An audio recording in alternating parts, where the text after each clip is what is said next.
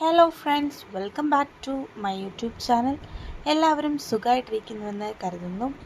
നമ്മൾ ഇന്ന് തയ്യാറാക്കാൻ പോകുന്നത് ഇഞ്ചി അച്ചാറാണ്. അപ്പോൾ അതെങ്ങനെ തയ്യാറാക്കുന്നുവെന്ന് കണ്ടാലോ. അതിൻ്റെ ആവശ്യമായ ഇൻഗ്രീഡിയൻസ് എന്തൊക്കെയാണെന്ന് പറയാം. 1 കിലോ അളവിൽ ഇഞ്ചി ചെറുതായി കട്ട് ചെയ്ത് എടുത്തിട്ടുണ്ട്. അതേപോലെ തന്നെ ഒരു 20 അല്ലി വെളുത്തുള്ളി തൊലിയൊക്കെ മാറ്റി ചെറുതായി കട്ട് ചെയ്ത് വച്ചിട്ടുണ്ട്. ഇനി നമുക്ക് ഒരു ചീനച്ചട്ടി അടുപ്പത്ത് വയ്ക്കാം. അതിലേക്ക് ആവശ്യമായ എണ്ണ ഒഴിച്ചെടുക്കാം. നമ്മുടെ ഇഞ്ചി നല്ല മൂപ്പിച്ചെടുക്കാൻ പാകത്തിന് എണ്ണ ഒഴിച്ചു കൊടുക്കണം. എന്നിട്ട് നമ്മൾ കട്ട് ചെയ്ത് വച്ചിരിക്കുന്ന എല്ലാ ഇഞ്ചിയും ഈ എണ്ണയിലോട്ട് ഇട്ട് കൊടുക്കാം. എന്നിട്ടിത് നമുക്ക് ഒരു 20 മിനിറ്റോളം ഇത് ഹൈ ഫ്ലെയിമിൽ വെച്ച് കരിഞ്ഞു പോകാത്ത വിധത്തിൽ നല്ലോണം ഇത് മൂപ്പിച്ചെടുക്കാം. ചൂട് പോകാൻ വേണ്ടിയിട്ട് ഇതൊരു പ്ലേറ്റിലോട്ട് നമുക്ക് മാറ്റി വയ്ക്കാം. ഇനി നമ്മുടെ എണ്ണ ഇപ്പോൾ നല്ലോണം ചൂടായി തന്നെയാണ് ഇരിക്കുന്നത്.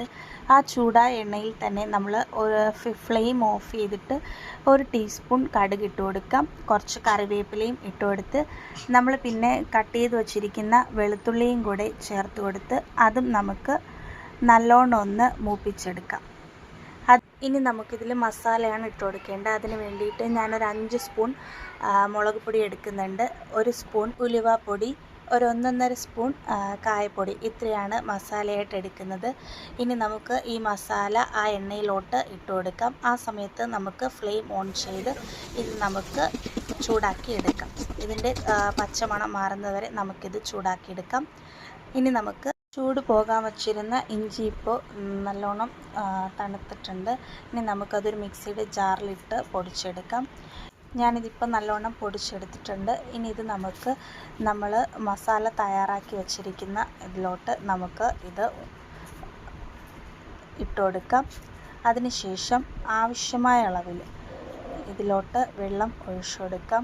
ഏകദേശം ഒരു 3-4 ഗ്ലാസ് അടുപ്പിച്ച് വെള്ളം ഒഴിച്ചു കൊടുക്കേണ്ടി വരും. അതും ഒഴിച്ചു കൊടുത്തതിന് ശേഷം നമുക്ക് നന്നായിട്ടൊന്ന് മിക്സ് ചെയ്ത് കൊടുക്കാം. എന്നിട്ടിതിലേക്ക് ആവശ്യമായ അളവിൽ ഉപ്പ് ചേർത്ത് കൊടുക്കാം. ഞാനൊരു സ്പൂൺ ഉപ്പാണ് ചേർത്ത് കൊടുക്കുന്നത്.